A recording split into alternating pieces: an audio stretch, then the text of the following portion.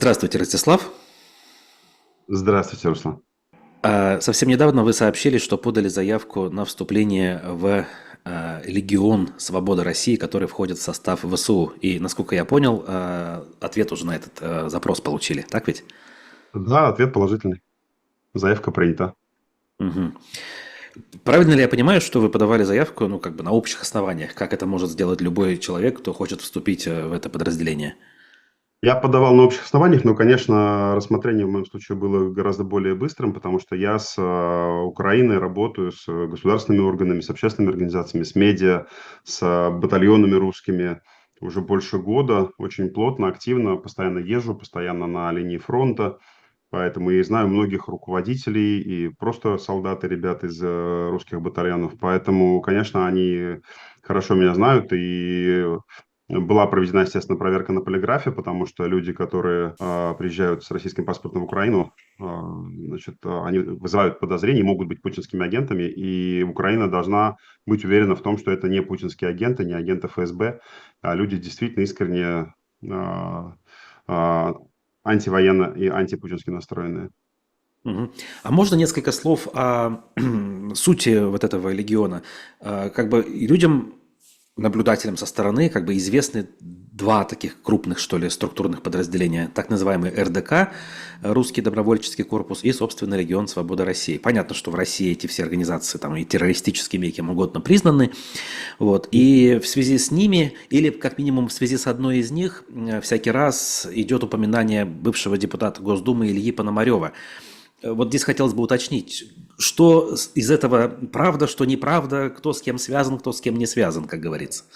Илья Пономарев никакого отношения к Легиону и к РДК не имеет, и поэтому, в общем-то, с Ильей я знаком, но не более того. Мы работали вместе в съезде народных депутатов.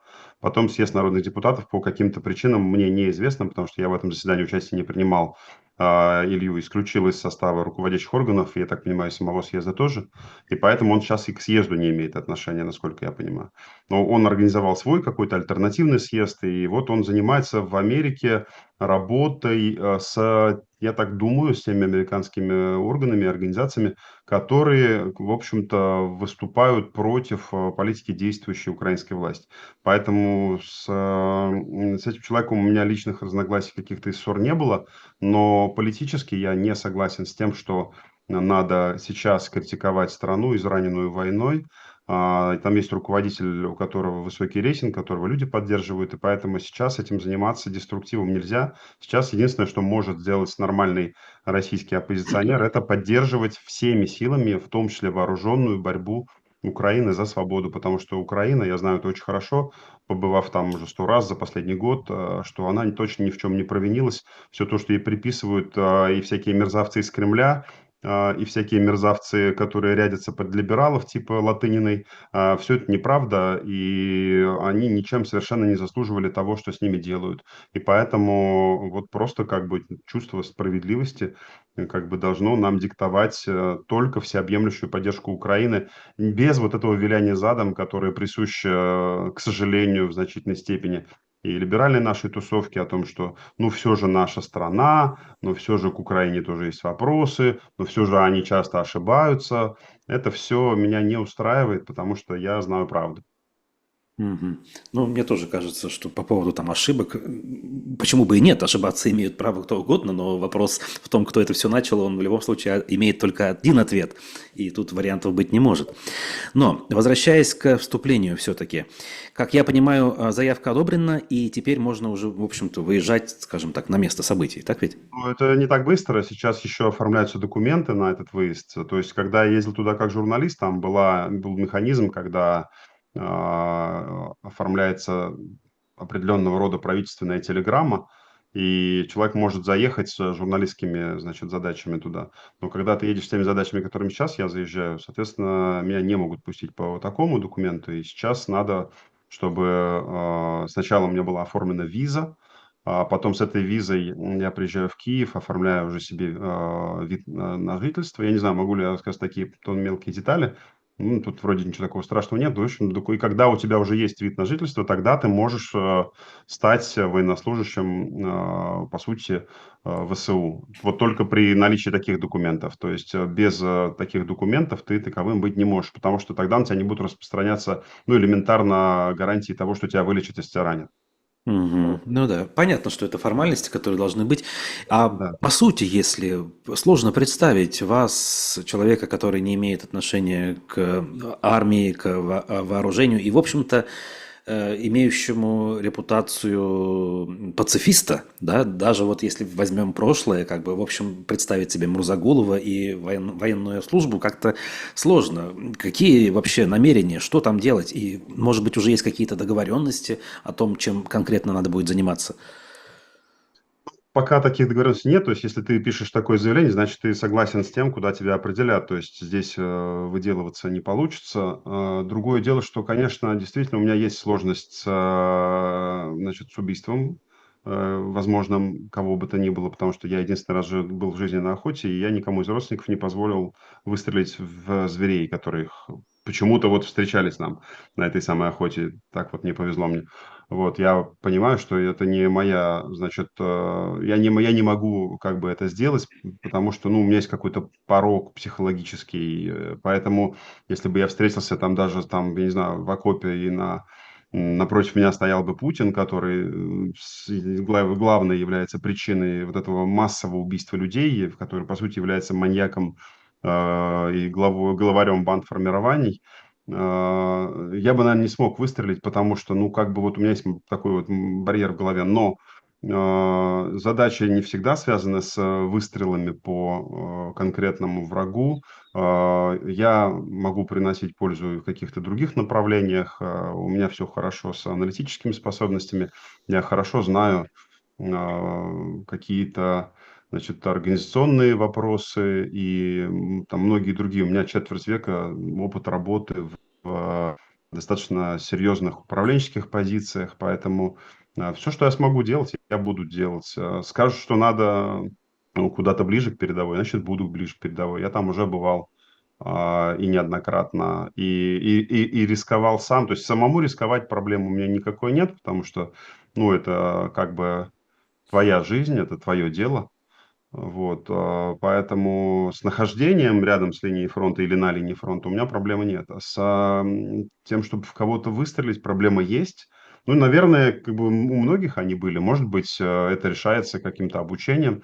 Может быть, кто-то скажет, что я должен этот путь пройти. Я в любом случае говорю однозначно и четко, что сейчас как раз тот момент, когда вот с приходом Трампа легитимизировалась отвратительная позиция, которая была свойственна очень многим в даже российской либеральной тусовке. Эта позиция такая, что ну, все-таки не все однозначно, ну, все-таки Украина не во всем права, а посмотрите, они все-таки, значит, русский язык притесняли, а посмотрите, 70 НКО, которые, оказывается, все работали на деньги USAID, писали Зеленскому письмо, значит, что нельзя значит, вступать в переговоры с Путиным, значит, украинцы сами виноваты в том, что на них напали.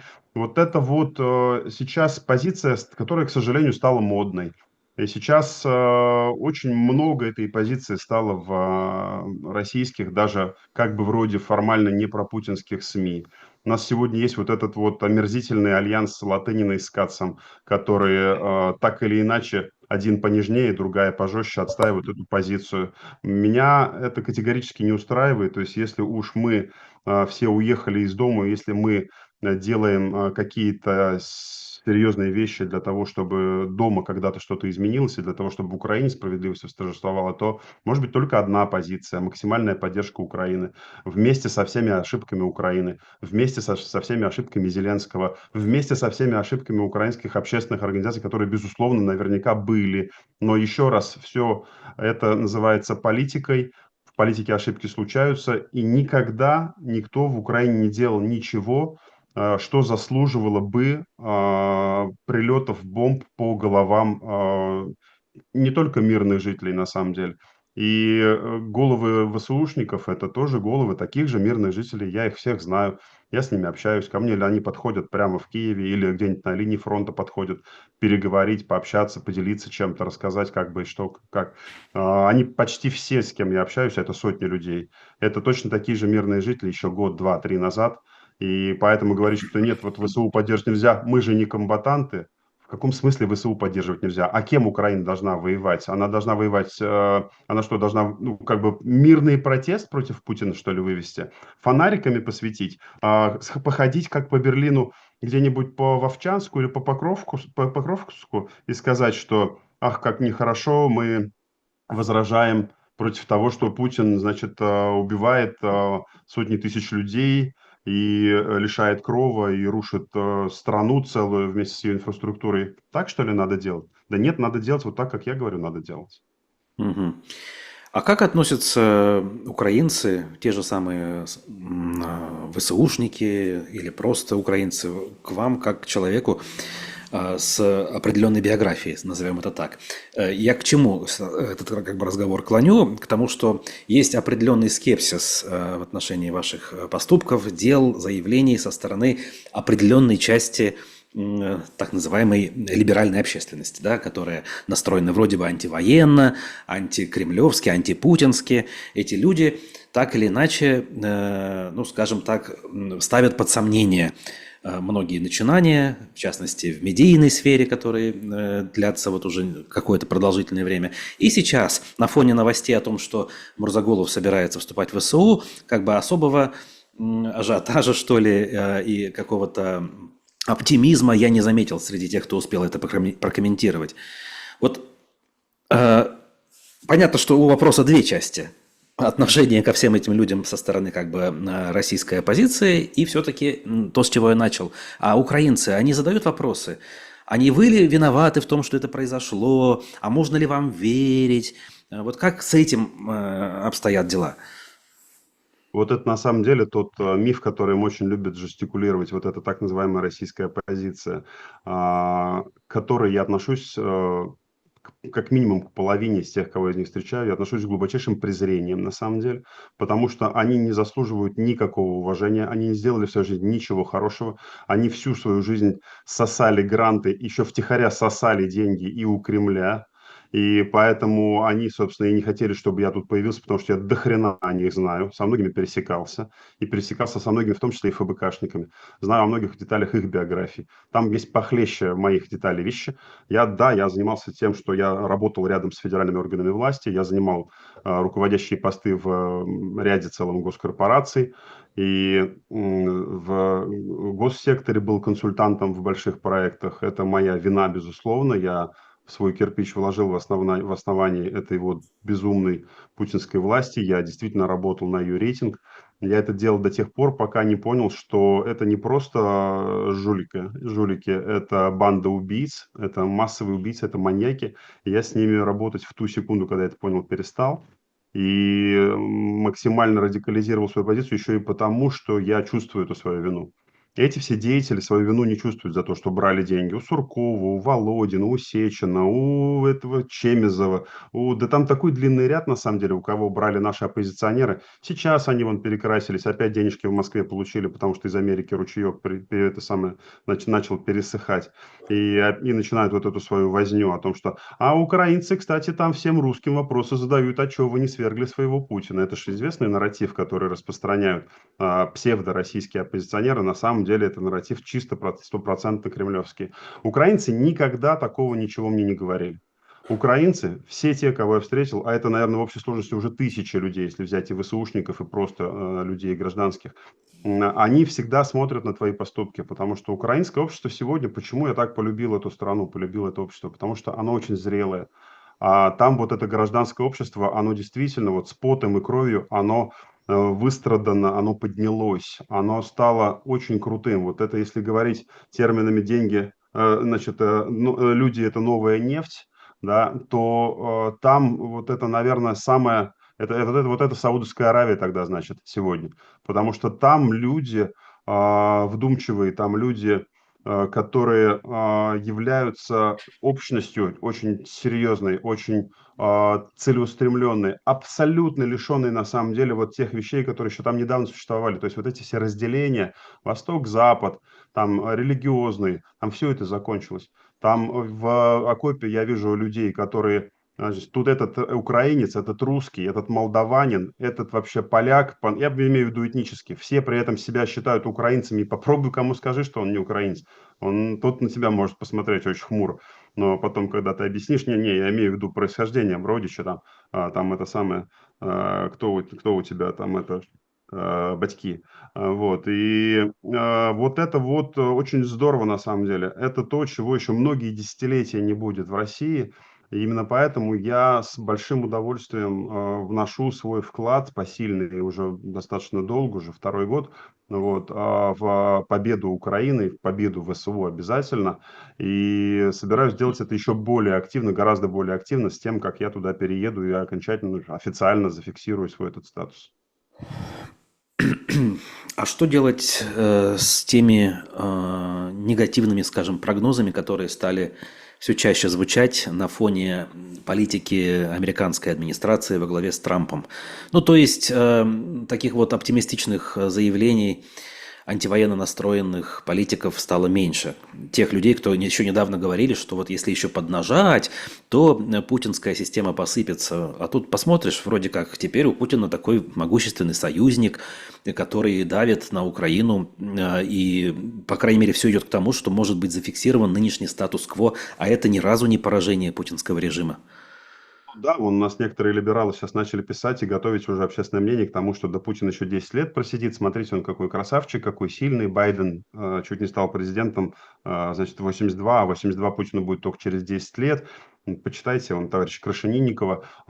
Стремно это все, конечно, стрёмно, хреново, потому что понятно, что они очень довольны своим нынешним положением. Вот эти вот все либеральные, значит, пара тысяч человек, которые создают вот эту всю вонь, в том числе вокруг меня, который совершенно ничего плохого никому не делал, а как раз всю жизнь всем помогал, в том числе и в первую очередь вот своему либеральному кругу друзей. И вы, Руслан, об этом, я думаю, что кое-что знаете. Вот. Если говорить об этих всех людях, то э, жизнь все по местам расставит. Это все сейчас скрыть довольно тяжело. Кто у кого брал, кто почему что говорил, кто на кого работал. Это все будет известно. И поэтому жалко, что такое дурное время, когда действительно стало популярно быть негативно настроенным в отношении Украины, не верить в ее перспективы. Единственным ответом у нормального человека на это может быть максимальная поддержка Украины. Потому что ничего не изменилось на самом деле. Ну, пришел делец в Вашингтон, который хочет заработать даже на том, чтобы закончить войну, да. Ну, это его проблема. Это же не говорит о том, что все мы должны стать такими же дельцами, и все должны подладиться под то, что вот сейчас Трамп, сейчас, оказывается, у Путина появилась перспектива, и значит, нам надо говорить, что Путин надолго, значит, давайте сильно сопротивляться не будем, сильно Украину поддерживать не будем, а может, Украины вообще не будет в ближайшее время, и мы тогда вернемся все в Россию, нас там простят, опять дадут нам ручейки грантов, и мы там будем опять изображать оппозицию, как все они много лет ее изображали. С огромным успехом для Кремля. Посмотрите на эти акции этой псевдооппозиции, как они прекрасно выводили людей на неподготовленные митинги, где всех их упаковывали, записывали и проводили такую перепись возможных лидеров протеста, когда они начнут войну, да, вот эти кремлевские уроды. И это все делалось вот с этой вот псевдооппозицией на самом деле. Я к этой псевдооппозиции примыкать не собираюсь. Еще раз, мне глубоко по барабану, что там они про меня говорят и как они сейчас прокомментируют то, что я говорю. Потому что я знаю о них правду. И поэтому сейчас, несмотря на то, что вот Америка, вот Трамп, и вот сейчас модно хаять Украину, я ее хаять не собираюсь. Я думаю, что адекватные люди, вот я сказал, что примерно половина людей, которых я знаю в либеральной тусовке, мне категорически не нравится, но вот другая половина, она единственное, что может делать в противопоставлении этому, она может сказать: идите все к черту, Украина прекрасна, украинцы ни в чем не виноваты, ее стремление быть демократической западной стороной заслуживает только поощрения, и прекратите ковыряться в их проблемах и искать какие-то, значит, в будущем у них еще большие проблемы. Это не надо делать, надо им помогать, тогда мир может стать лучше. А потом, когда случится вот это украинское процветание, оно случится обязательно. Вот мы придем к ситуации ГДР, ФРГ, потому что значит, была как бы некая страна, которая в какой-то момент эта часть была диктатурой, а эта часть была демократией. Я сейчас не говорю о том, что братья украинцы с русскими. Это очень разные люди на самом деле. И это люди, это народы очень разные. Я говорю именно о модели. И Мгм, вот мгм. когда увидят вот этот наш совковый концлагерь, который в России живет, как далеко продвинется Украина уже через несколько лет, вот тогда, может быть, и Россия подтянется в плане развития к Украине, потому что развитие будет сильно больше, чем в концлагере, потому что в концлагере развиваться нельзя. Посмотрите на страны Балтии, что там было, обычные захолустные города, а сейчас там, вы знаете, что там происходит, там Да, прекрасно. это Там, понятно. там, там, там развитие. И это же будет и в Украине. Может быть, еще и с большим темпом, потому что там они испытания очень мощные прошли. И они готовы работать очень, очень круто на то, чтобы сделать свою страну одной из лучших в мире. А как быть с тем, что многие из лидеров этой оппозиции, в том числе того ее крыла, которое вы обвиняете, так или иначе пожертвовали собой? Ну, взять хотя бы Алексея Навального, который был убит в застенках российских тюрем. И есть те, кто отсидели, но были обменены даже не по своей воле, такие как Илья Яшин, например. То есть правильно ли я понимаю, что в принципе это не обобщение, то есть можно какие-то исключения делать? Я сказал, что я половину презираю, считаю негодяями, другую половину я считаю людьми заблуждающимися. Навальный заблуждался в том, что сейчас вот он приедет, и Россия вся поднимется и пойдет за ним. Заблуждался в том числе отчасти потому, что помощнички его такой обеспечивали информацией, пока он лечился, пока он сидел потом. Значит, Мгм. слушайте, ну, лидеры во многом зависят от окружения, поэтому мне Навального ужасно жалко. У меня с ним были категорические расхождения в политических взглядах, потому что, ну, я не могу принимать ничего из того, что говорил Навальный в плане, например, национальных вопросов. Это я сейчас даже воспроизводить не буду, потому что о мертвых или хорошо, или никак. Тем более о мертвых за идею все-таки, да, потому что это, конечно, заслуживает только уважения. В некоторых из тех, кто обменен был, я знаю лично, мы с Володей Карамурзой очень хорошо общались, даже когда он сидел в тюрьме. Но когда он вышел из тюрьмы, ему, видимо, кто-то там напел какую-то херню из того, что про меня распространяет Волков, он ни разу не ответил ни одно из моих сообщений. А я хотел ему всего лишь сказать: Володя, эта оппозиция ведет в тупик всю ситуацию, эта оппозиция легитимизирует путинский режим, она делает унылым и бессмысленным любой протест против Путина и против войны. Не присоединяйся к ним, будь отдельным человеком, ты разобладаешь отдельным капиталом политическим, ты его очень мощно увеличил, когда отсидел за свои идеи. Но нет, к сожалению, вот он ходит там под этой Арно, под этими Волковым спевчих и говорит то, что они там вместе решают говорить. Это меня очень печалит, потому что Володя отличный, романтический, добрый, хороший человек. Но Яшина я знаю плохо, мы шапочно знакомы. Вот, думаю, что там примерно что-то похожее на то, что Карамурза делает и почему он это делает. Чанышева, здесь у меня есть грусть по тому поводу, что она делает, потому что мне как человек она кажется неплохим, и я не думаю, что она была, что она искренне, например, отдавала Куштау Ротенбергам. Я думаю, что здесь ее Волков в темную разводил, и она в этом омерзительном проекте участвовала как организатор, что называется, в темную. Поэтому я написал ей в свое время письмо о том, что нам надо переговорить, многое, как бы ты думаешь, неправильно. Ну, естественно, она ответила руганью под диктовку Волкова, записанную в Твиттере. Ну, и на ней я поставил для себя крест тоже. И мне абсолютно все равно, как она отреагирует, вот, например, на это наше с тобой интервью. Поэтому, ну, если идти дальше по людям, ну, там будет также примерно 50 на Ну 50. ладно, по всем не будем идти. Я тут отмечу, что, конечно, по Куштау я тут категорически не согласен. Даже если допустить, что где-то там и были какие-то интересанты, которые оказались выгодоприобретателями, то все-таки костяк защитников, он состоял не из сторонников штаба Алексея Навального в Уфе, скажем скажем так. Да, они присутствовали, но это были обычные люди, скажем так, которые все-таки пошли туда, исходя из собственных каких-то Ну, принципов. то если ты это возразил, то я все-таки еще раз возражу. Я просто знаю изнутри эту ситуацию, я знаю, как все это готовилось. И без оргподготовки такого протеста бы не было точно. А оргподготовка шла по двум направлениям. Это вот национальные организации и либеральный актив протестующих. Были собраны люди. Ты даже по лицам мог видеть на Куштау, там, что примерно половина лиц были похожи на тех, кто ближе к национальным организациям, а еще примерно половина лиц была похожа на тех, кто ближе к либеральным организациям. Поэтому там как бы 50 на 50 был вклад. И вот этот вклад, который делал ФБК, ФБК, руководитель, безусловно, знали, для чего они это делают и почем они это делают. И они отгребли тогда очень хорошую сумму от Сечина. Там Ленечка Волков, наверное, купил себе штук 200 пальто по 2000 евро, как он любит. Ну, здесь же, получается, слова против слов, как бы в ваш адрес говорят, что Да, то, что людям... они против меня говорят, это тоже слово против слова, Руслан. Поэтому, ну, вот они сказали тысячи слов про меня или миллионы слов, и, к сожалению, мне ни разу не дали ответить, в том числе наши с тобой бывшие друзья, там, типа Курникова и Венедиктова. Это очень печально. Но мне никто не дает ответить.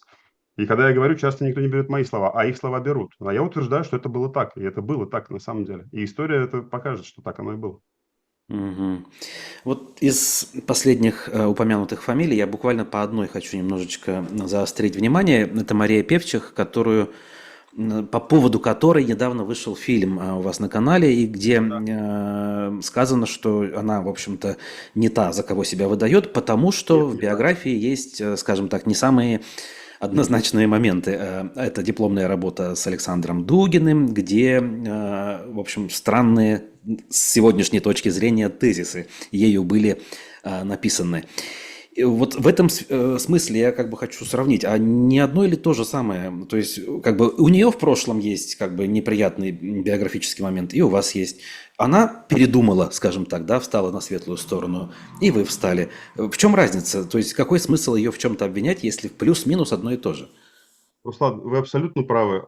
Между мной и Певчих нет никакой разницы. И она, и я долгое время пытались взаимодействовать с этой властью и получать от нее какие-то ковришки. И она получила, может, и побольше ковришек, чем я, потому что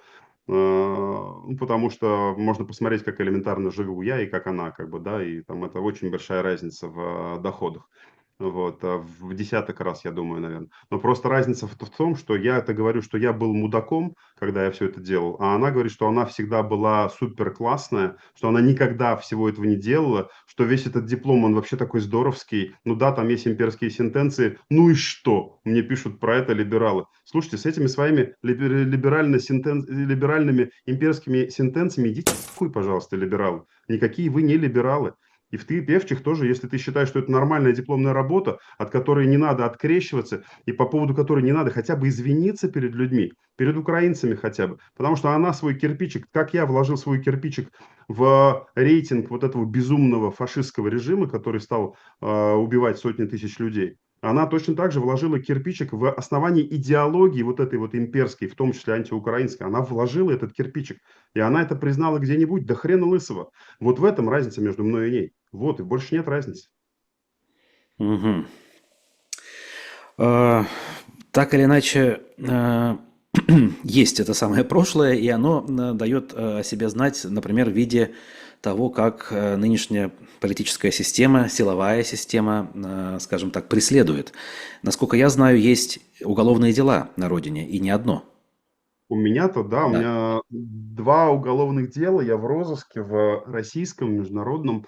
Я не могу перемещаться нормально между странами, потому что каждый раз это опасность, что в любой гостинице, когда тебя ну, селят, у тебя паспорт вставляют значит, в сканер, и там появляется там Роха Листа, это в Испании называют, я уже название знаю, там Red Alert это называется, в разных странах по-разному.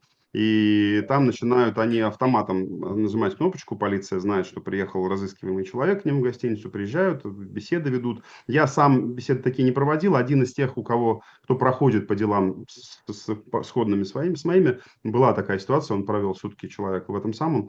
Я Фариде Курбангалеев недавно рассказывал о том, как этого избегать, чтобы не... потому что когда приезжаешь в гостиницу какую-то элементарно, ну, лучше на паспорт жены заселяться, например, если у нее всего этого нет. Ну и так далее. Или, например, давать не паспорт, а давать карточку ВНЖ. Это много где в гостиницах прокатывает, что называется, и тогда Red Alert не появляется. Вот.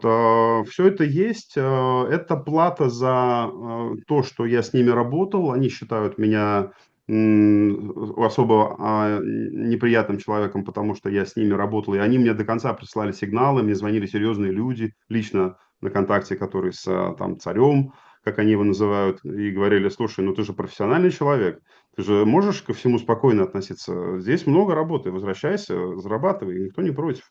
Вот это было вплоть до того, как я выпустил фильм про Украину. Вот после Мгм. фильма все оборвало, все контакты замолчали, ну, такие вот открытые контакты. То ли только втихаря стали общаться и что-то сливать иногда. То друг на друга, то, значит, просто по ситуации. Вот. И это плата за то, что я сделал вот эти все свои ошибки, за то, что я так поздно оттуда уехал. И это я воспринимаю как, ну вот, то, через что надо пройти. Возможно, в ходе этого прохождения я не выживу. Возможно, я где-нибудь сгину там, где-нибудь в очередной поездке на передок. Я к этому тоже очень уже спокойно отношусь. У меня взрослые дети. Я что-то оставил на этой земле. Вот. Кто-то вспомнит хорошим словом. Таких людей тоже много.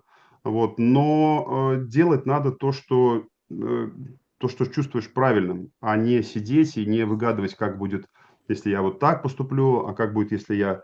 Если бы это все выгадывать, ты знаешь, я тут узнал, оказывается, в Швейцарии бармен получает зарплату 5000 евро.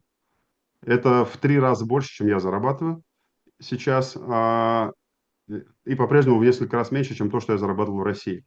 Так вот, можно было просто тихонечко уехать, пойти вот найти вот такую работу. Оказывается, у меня есть контакты с владельцами таких мест, и они удивляются: что ты за херней занимаешься, идем работать. Я не могу заниматься ничем другим сейчас. Я должен делать то, что я сейчас делаю, потому что иначе в голове есть ощущение стойкое какой-то мерзотности самого себя. И это ощущение может быть изгнано только вот активным каким-то содействием справедливости. Потому что я раньше считал, что я тоже ей содействую. Но я раньше думал, что я такой хитренький, я вот внутри системы. И я, значит, мне позвонил либерал Петров, он сказал, что вот там сына забирают в армию. Я порешал вопрос. Мне позвонила либералка Иванова, там у меня рак, я ее вылечил в лучшей там, гостинице, да. Мне позвонил там еще либерал Сидоров, там, я там на мелине без работы 6 месяцев, я ему работу подкинул. Позвонил либерал там Гайнуллин, сказал, у меня там мое либеральное СМИ закрывается. Я ему там несколько миллионов дал из своих денег, СМИ не закрылось. И я раньше думал, что я вот так вот как бы справедливость вот поддерживаю. На самом деле это, конечно, был самообман. Это я так откупался, внутри себя пытался какую-то сам себе индульгенцию продать, что я молодец. Ни хрена это в итоге на общую картину не оказало никакого влияния, потому что эти все действия робкие, они тонули абсолютно в потоке дерьма, которое уже лилось на всех на нас из вот этих вот кремлевских башен. И все с этим мирились, и все вот так вот: не-не, ну мы же как бы хорошие дела делаем. Не, я же вообще не милитарист, я же никогда не делал ничего провоенного. Я же, вон, у меня там ЖКХ реформа, у меня там строительная там реформа, у меня там олимпийские дела, Олимпийский комитет, тут на Кавказе инфраструктура. Значит, ну все же это в конце концов тоже как бы было кирпичами в основании вот этого путинского фашизма на самом деле. Все это было составляющими. Вот у меня грандиозные успехи везде, везде, везде, а вот Ростислав, который обо всем этом везде рассказал. Ай, какой хороший мальчик, иди, возвращайся, мы тебе еще подкинем конфеток, построишь себе еще домик в Подмосковье. Ну нет, уже не хочу больше никаких домиков в Подмосковье. Сейчас надо только воевать с ними. И все, другого варианта нет. То есть сейчас есть только дела и какого-то такого более прямого, такого однозначного давления в принципе не оказывают. На каких-то намеков или прямых каких-то действий не делают. Как бы угрозы, как бы, да, там есть еще какие-то вещи, которые не хочу рассказывать, да, Мгм. которые там делаются в России, чтобы не пострадали другие люди. Мгм. Вот, поэтому эту историю позволю, не буду комментировать, потому что я могу отвечать только за себя, а другие люди живут так, как они считают нужным, и если из-за меня сейчас у кого-то будут проблемы, я, значит, ну, это будет еще один грех, а у меня их и так в жизни много. Мгм. Вот по поводу как раз-таки грехов, их искупления и попыток так или иначе наладить мосты. Если говорить в общем и целом, и как бы если кому-то интересна моя позиция, то я тоже как бы с печалью смотрю на то, как в антивоенных рядах, а эти ряды довольно широкие, происходят уже не просто расколы, да, а буквально братоубийственная, ну, пока еще холодная, но все-таки война. Вот, но в этой связи как бы пытаюсь понять, кто и что делает, может быть, не так. И вот на этом фоне прозвучала в нашем разговоре претензия с вашей стороны в адрес там, условного Алексея Алексеевича Венедиктова, что тот ведет себя там неправильно, не по-журналистски, не дает возможность ответить. Тут я, в общем-то, опять же, не сужу, хотя, наверное, действительно стоило бы. И что я помню в конкретных случаях? На какие-то вот эти вот события с вашей стороны всегда звучал очень жесткий какой-нибудь ответ, жесткая реакция, зачастую выходящая за рамки приличий, скажем так. И я тоже и на это смотрю, скажем так, с печалью, без оптимизма. И вижу, что как бы даже если и были какие-то шансы, или иногда появлялись на то, чтобы мосты соорудить, то эти мосты сжигались буквально ну, со всех сторон. И вот это не... Нельзя ли назвать, что это все-таки неправильный подход? Может быть, Руслан, стоило я повести себя понимаю, иначе? что он неправильный. Я понимаю, что то, что я сказал в адрес Курникова и Венедиктова тогда, когда они позволили опубликовать на своих ресурсах, либо подконтрольных себе ресурсах, значит, донос на мою жену, которая точно ни в чем не провинилась.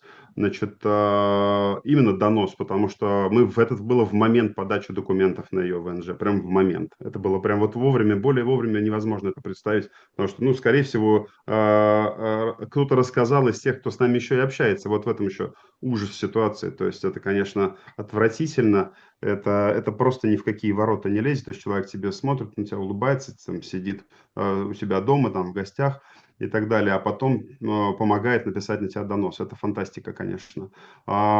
Поэтому, знаете, мне все равно, что про меня думают сегодня Курников и Венедиктов. Я к ним отношусь без уважения с тех пор, как они позволяют написать на человека донос и не позволяют дать ему ответить. Это отвратительно с их стороны. Поэтому, да, наверное, умно было бы с моей стороны написать им очень длинное вежливое письмо: дорогие товарищи, ну как же так, ну вот это же неправильно. Они, может быть, бы снизошли до меня, смилостивились. Мне от них милость никакая не нужна. Еще раз, история все расставит по местам. Они все умные люди. Они не могут не понимать того, что когда они вот так ногами бьют и уничтожать пытаются, и довести до, не знаю, до самоуничтожения пытаются людей, которые как бы не были раньше в их лагере, а потом появились там, это просто уничтожение конкуренции, потому что они охрененно живут.